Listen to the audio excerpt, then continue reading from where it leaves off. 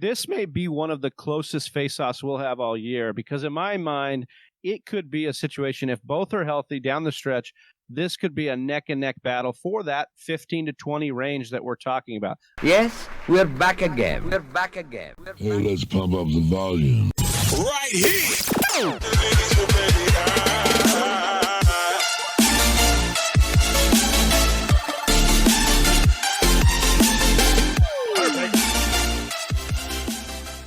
What is going on, Whisper Nation? Big Travie, Johnny Game Time Hicks here with one of the fan favorites, Face Off Fridays. And we're back with this one. Johnny, I'm stoked on these. Whisper Nation love these. We love making them. But I'm really stoked for our new twist. This year, we're going to do a coin flip for every player matchup that we do so that it's a little bit random and you and I don't just get to pick players we like. We have to actually make cases for guys we necessarily wouldn't be looking at. I think it's going to sharpen our iron as fantasy football analysts and players, but also sharpen Whisper Nation's perspective on guys that they're looking at, and especially guys that are close in ADP. Yeah, I'm really excited for these two matchups and for this whole entire series. I think it will bring a lot of knowledge and shine a lot of light on just any kind of a running back or any kind of player. We'll be getting you guys both the analytical side and just what our personal opinion is, because ultimately that's what it comes down to in fantasy football. What do you feel about the player? What is your feelings behind why you want to draft a certain player? So this series will be a lot of fun. Especially when you're in that point in your draft and you're between a different, you got to get a certain position, but you're between guys. These videos, consuming these videos can really help you make those decisions. As always, if this is your first time listening to the show on YouTube or IG, please hit subscribe or follow us on that IG page. We'll be putting out more of these left and right. So without further ado, let's get to that coin flip and find out which each player we're going to be talking about today. All right, first ever face-off. We're figuring out who gets to argue for what side. We're doing a good old-fashioned coin flip here. Heads, they're going to get Todd Gurley. Tails will be David Johnson.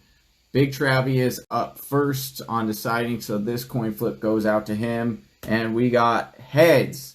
So Big Travie gets Todd Gurley. I've got David Johnson. Now let's make our cases.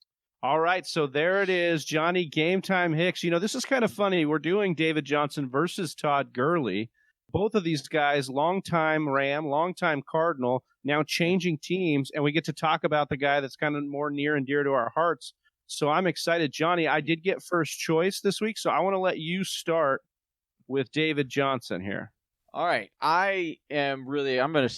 Initially, I was a little bummed when I got David Johnson because my initial reaction is Todd Gurley. But as I dove into this case a little bit further, Travis, I quickly changed some thought processes, and I quickly knew in my mind that there was no way you're going to win this case. There's no way. And this is what I'm going to present to Whisper Nation and the jury. And you guys can decide for yourselves on what one you gotta want to go with. All right. So for David Johnson, I'm gonna start off this case by saying, let's be honest. The dude hasn't been himself in a few years, and realistically, we can go all the way back to the 2016 season when he really, really broke out. He was the number one overall running back. But even in 2018, even though he wasn't as explosive and things like this, he still was a top 12 at the position. He was a top 12 running back, and in a half-point PPR, he actually finished as the 19th overall fantasy asset. All right, Travis? So that's what we do know, okay? We're going to go over and look at what the Houston side of things, right? We know that they gave up a lot of draft capital and a lot of equity in order to get David Johnson. And not only are they giving up draft capital, which says that they're going to be invested in a player, but they're also willing to pay him in that massive contract, which also would state that they are going to use him a lot. Now, right. Even if you want to just compare what Bill O'Brien does with his running backs. So first of all, he runs a zone blocking scheme, which nobody is talking about when it comes to David Johnson. No one, not one fantasy expert out there that I've heard has talked about the scheme. The zone scheme that he is running is the exact zone scheme that David Johnson ran in 2016 when he was the number one running back overall, Travis. you look at what he did in both 2016 and 2018, because let's start comparing some things. All right. Now we got a little bit of evidence back in what we were saying here. Now let's look at David Johnson on the 2 years that he was actually a good and productive fantasy player. All right. What did those 2 years have in common? He had 250 rushing attempts in both of those years, and he had over 50 receptions in both of those years. Now let's see what Carlos Hyde did last year, because Carlos Hyde is no longer with the Texans, but we can get a little bit of a sample size of what they like to do with the running back position. Carlos Hyde had 245 rushing attempts, very close to the 250 David Johnson had when he was successful. And you look at the targets that the running back position had for Houston last year was 76 total reception. And then, they just lost DeAndre Hopkins, who is 150 targets. I understand they got a couple wide receivers as well. But Travis, there are targets up for grabs. And, even if you look at what he was doing, Carlos Hyde was doing, yards per carry went up behind this zone blocking scheme than he had his previous two years. So I'm going to close my argument with this. And this is very, very thoughtful and presented in a good way, I believe. All right. So after gathering all the facts on this case and looking at all the evidence, I can 100% say that David Johnson will either return, he might not return to his major glory days of a top 5 running back, but he will be productive for a fantasy season in 2020, and I have no doubts about it.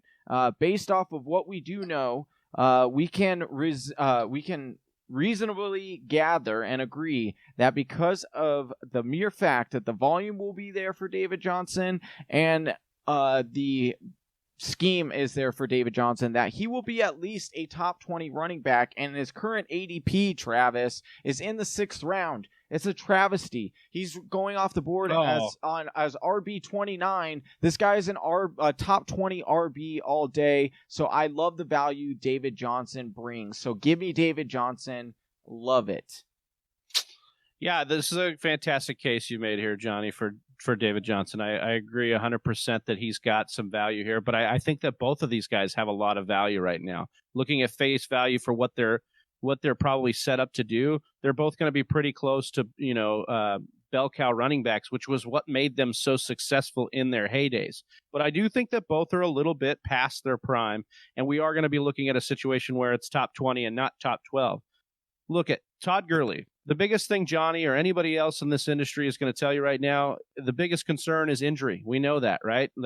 He's got an arthritic knee. It was a concern coming into last year, but he played 15 of 16 possible games last year. He ended up the PPR RB number 14 and the standard RB number 11. So you got a borderline RB1 in a much more maligned Rams offense last year than what we've seen in the past with them. So he's going to a Falcons team. They've used back-to-back first-round picks on linemen. They have no problem moving up and down the field. If you look at their offense over the last 3 years, they've been number 5, number 6, and number 8 in total offense yards per game. They are a juggernaut with or without offensive coordinators. Matt Ryan's at the helm. You know they're going to throw. They're going to move down the field and be in scoring range. And I think Gurley's going to be there to catch some of these balls too. We know they had a down year last year with the Rams catching the ball. They didn't involve the running backs quite that much. They weren't as much of a machine. But if you look back at 2018, he had the 10th most receptions at the running back position. And then in 2017, he had the 5th most receptions at the running back position. I really think with the coming home narrative here, Gurley reapplies himself, realizes that he needs to get more motivated, is going to take a shot at being a top 20, top 15 back in that offense if healthy the full year. And I think he's got a much better shot, in my opinion, than David Johnson to do so. And that's because I just because of the factors that I named so far. Are you concerned at all about, the Atlanta Falcons trying to draft one of these top running backs coming in? I don't think so, Johnny, because I think that's why they paid Gurley. I think they think that they're set at the running back position. They do have a couple guys on the bench that had a little flash of talent here and there that they could survive with. And I think that they're more focused on getting help on the offensive line, getting help on defense, more importantly, because defense was the big catalyst for this team, or the big Achilles heel, if you will. Yeah, I definitely believe that Todd Gurley has all the potential, and things are certainly lining up in Atlanta to be a really good, perfect storm for him. 1-year contract, they're not Contractually obligated. Exactly. Thank you. You got it. To extend him or conserve him for future years, they will give him the bulk of the carries. We've always seen that with Devonta Freeman. They've always wanted to have him the bulk. They'll have another running back to refresh him, but I certainly don't think that they're going to hold him back at all. And look at this guy, still super efficient in the touchdown area, Travis. I am really excited for both of these running backs, to be honest with you. I could definitely see myself drafting either one. And I think this may be one of the closest face-offs we'll have all year, because in my mind,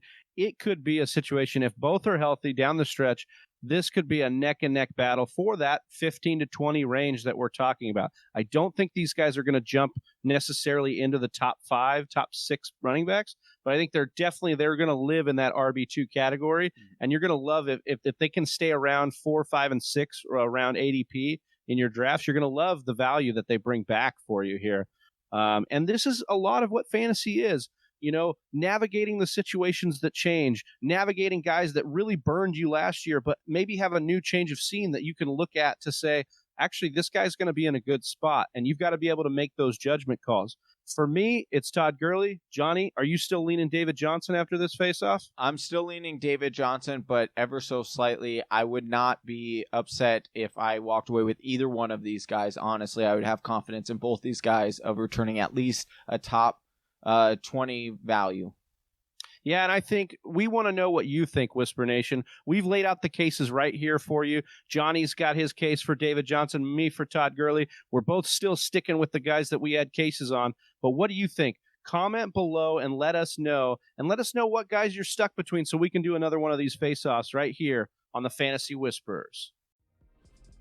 Thank you for listening to the Fantasy Whisperers podcast. You can hear more from John and Travis on Google Play, SoundCloud, and iTunes. You can also follow us on Instagram, Facebook, and Twitter at TF Whisperers.